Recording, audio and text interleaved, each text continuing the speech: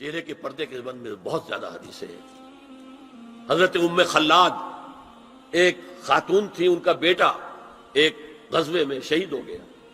وہ اس کے بارے میں کچھ پوچھنے کے لیے حضور کے پاس آئی، صحابہ بیٹھے ہوئے تھے، تو انہوں نے نقاب ڈالا ہوا تھا، منتقبۃ، نقاب کا لفظ بھی حدیث میں موجود ہے۔ اور یہ لوگ کہتے ہیں نقاب تو جو ہے یہ بعد کی پیداوار ہے، یہ لفظ کوئی ہے ہی نہیں۔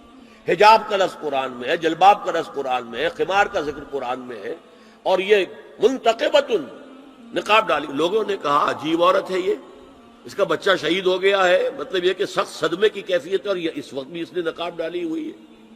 تو انہوں نے جواب دیا ان ارزو ابنی لا ارزو حیائی، میں نے بیٹا کھویا ہے، اپنی حیا نہیں کھوئی ہے۔ یہ ہے ہماری تہذیب، یہ ہمارا تمدن، اسی پر ہمارے گھر بنتے تھے۔ یہ تو مغربی تہذیب نے آ کر ہمارے گھر بنائے، آگے سے کھلا پیچھے سے کھلا، کھلا ہی کھلا۔ ہمارے گھر چار دیواری ہوتا، آج چار دیواری ہے کہاں؟ فرش التراب يضمني۔ لیکن ایک عارضی محرم اور ابدی محرم میں فرق کر دیا انہوں نے۔ عارضی محرم کیا ہے؟ سالی جو ہے وہ عارضی محرم ہو گئی۔ کیوں؟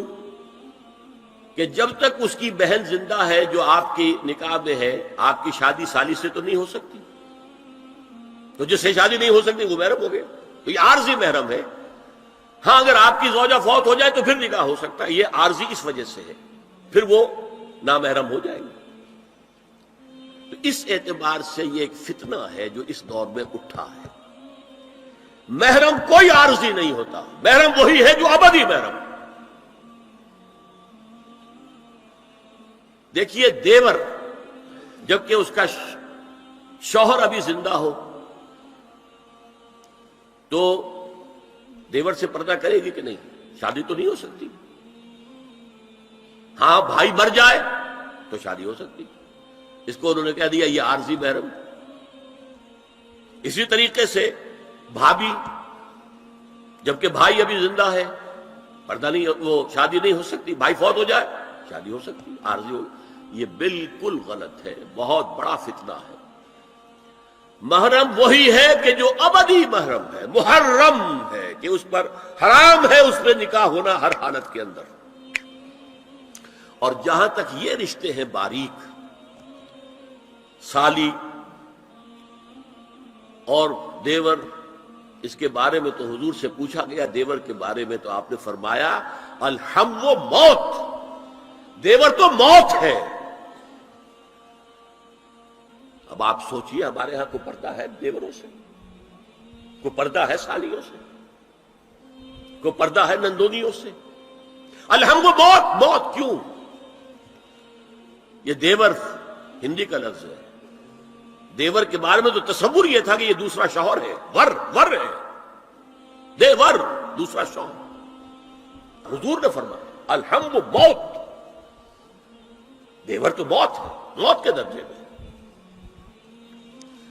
ایک اور بات نوٹ کیجئے، ایک خیال کیا ہے ظاہر، اور اس میں افسوس ہے کہ بعض لوگ جو پردے کے بڑے حامی ہیں، بڑے شدید حامی ہیں، ایک صاحب وہ بھی ہیں کہ جنہوں نے ایک بہت بڑی کتاب پردے پر لکھی اور بڑی عظیم کتاب تھی، ایک دوسرے بھی ہیں جنہوں نے چھوٹی لکھی لیکن اچھی کتاب لکھی، لیکن یہ دونوں ایک جگہ آ کر مار کھا گئے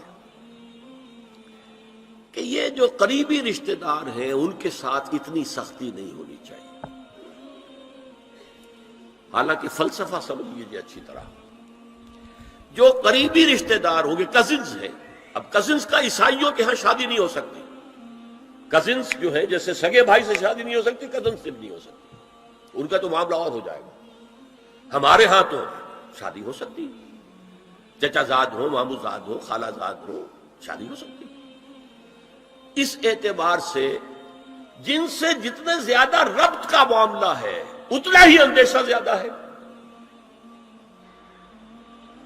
ایک عورت نے کسی کو راستہ چلتے ہوئے ایک مرد کو دیکھا، فرض کیجئے کہ اس کی نگاہ کے اندر کوئی وہ کھب گیا کسی وجہ سے، مردانہ وجاہت اسے اچھی لگی، پھر تو اس سے ملنا ہے نہیں دیکھنا ہے، وہ تو راستے کا معاملہ تھا، آیا گیا ختم ہو جائے گا۔ جو گھر میں آ جا رہے ہوں ان سے تو زیادہ پردے کی ضرورت ہے، کانٹیکٹ کے مواقع زیادہ ہیں،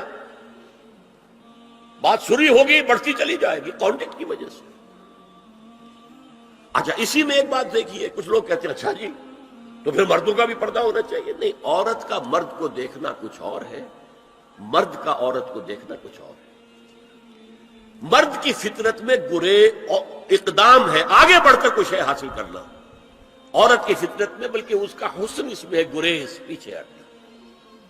لہذا پردہ عورت کے لیے مرد کے لیے نہیں۔ لیکن اگر کسی مرد سے ایک رابطے کا معاملہ زیادہ ہونے کا امکان ہو تو نابینا سے بھی پردہ ہے۔ وہ میں آپ کو حضرت ام سلمہ اور حضرت میمونہ نبی صلی اللہ علیہ وسلم کے پاس بیٹھی تھی، اتنے میں حضرت ابن ام مکتوم آ گئے۔ نبی صلی اللہ علیہ وسلم نے ان دونوں سے فرمایا احتجبا منہ، ان سے پردہ کرو۔ ازواج نے عرض کیا یا رسول اللہ الیس اعمی لا یبصرنا ولا یعرفنا، حضور کیا یہ اندھے نہیں ہیں؟ یہ نہ ہمیں دیکھ رہے ہیں نہ ہمیں پہچانتے ہیں۔ فرمایا افعمغایان انتما، کیا تم دونوں بھی اندھی ہو؟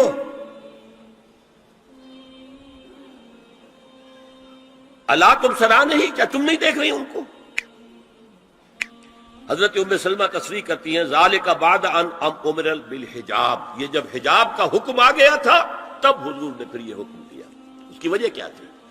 حضرت عبداللہ ابن مکتوم کا گھر میں آنا جانا تھا، تو اگرچہ اندھے ہیں لیکن یہ کہ یہ بار بار کا آنا جانا اس سے فتنے کا ایک دروازہ کھل سکتا ہے، اس دروازے کو بند کر دیا گیا۔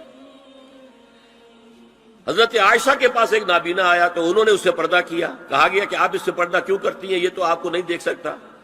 جواب میں حضرت ام المومنین نے فرمایا لاکنی انظر الیہ، میں تو اسے دیکھ رہی ہوں نا۔ عورت مرد کو دیکھے، البتہ یہ کہ عام حالات میں آپ بازار میں چل رہے ہیں، عورت جا رہی ہے، کوئی باہر نکلنا پڑا ہے، تو اس حالت میں اگر وہ مرد کو دیکھتی ہے تو اس میں در حقیقت وہ فتنہ نہیں ہے کہ جو گھر میں آنے جانے والے لوگوں کا ہے۔ تو جو یہ کزنز ہیں، جو قریبی رشتہ دار ہیں، جن کا آنا جانا زیادہ ہے، ان سے زیادہ سخت پردہ ہونا چاہیے بنسبت اجنبیوں کے، کہ اجنبیوں سے آج اگر کوئی دیکھ بھال ہوئی ہے تو اس کے بعد پتہ نہیں پھر کبھی دیکھے گا بھی کہ نہیں یا دکھے گی کہ نہیں۔ میں تو آپ کو سنا نہیں سکا، میرے پاس تو بہت زیادہ حدیثوں کا مواد تھا۔ چہرے کے پردے کے لیے حدیثیں جو ہیں، استیزان کے لیے کتنی حدیثیں ہیں، چہرے کے پردے کے بارے میں بہت زیادہ حدیثیں ہیں۔ حضرت ام خلاد ایک خاتون تھی، ان کا بیٹا ایک غزوے میں شہید ہو گیا، وہ اس کے بارے میں کچھ پوچھنے کے لیے حضور کے پاس آئی، صحابہ بیٹھے ہوئے تھے تو انہوں نے نقاب ڈالا ہوا تھا، منتقبۃ، نقاب کا لفظ بھی حدیث میں موجود ہے، اور یہ لوگ کہتے ہیں نقاب تو جو ہے یہ بعد کی پیداوار ہے، یہ لفظ کوئی ہے ہی نہیں۔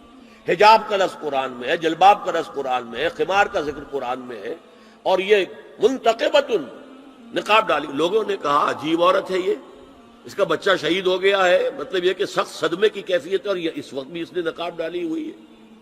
تو انہوں نے جواب دیا ان ارزو ابنی لا ارزو حیائی، میں نے بیٹا کھویا ہے، اپنی حیا نہیں کھوئی ہے۔